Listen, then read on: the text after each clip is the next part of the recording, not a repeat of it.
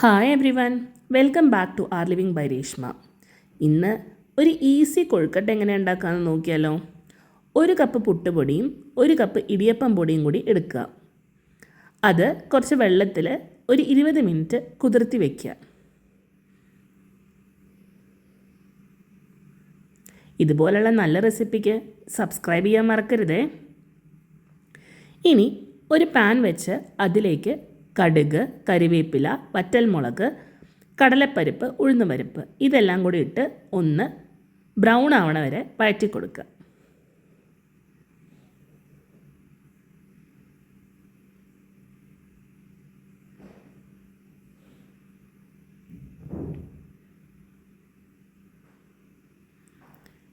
ഇതൊന്ന് നന്നായി മൂത്ത് വരുന്ന സമയത്ത് നമ്മൾ ഓൾറെഡി കുതിർത്തി വെച്ചിരിക്കുന്ന പൊടികൾ നമ്മൾ ഇതിലേക്ക് പകർത്തി കൊടുക്കുക.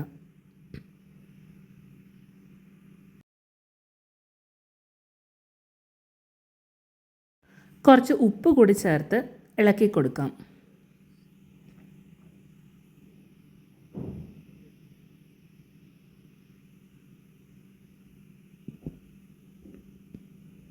അത് പാത്രത്തിൽ നിന്ന് വിട്ട് വരുന്നവരെ നമ്മൾ ഇളക്കി കൊടുത്തുകൊണ്ടിരിക്കണം.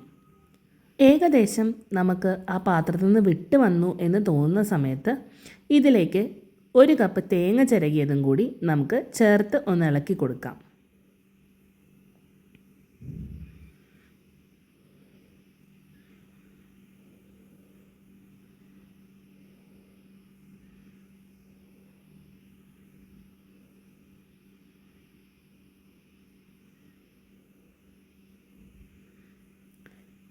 ഇത് നല്ല കട്ടിയായി എന്ന് തോന്നുമ്പോൾ നമുക്ക് അടുപ്പിൽ നിന്ന് വാങ്ങി ഇതൊന്ന് ആറാനായിട്ട് വയ്ക്കാം.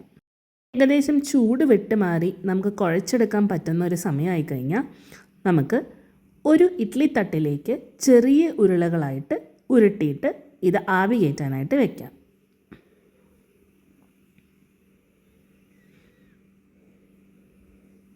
ഇതൊന്ന് ആവി കയറ്റിയെടുത്തു കഴിഞ്ഞാൽ സ്വാദിഷ്ടമായ കൊഴുക്കട്ട തയ്യാർ.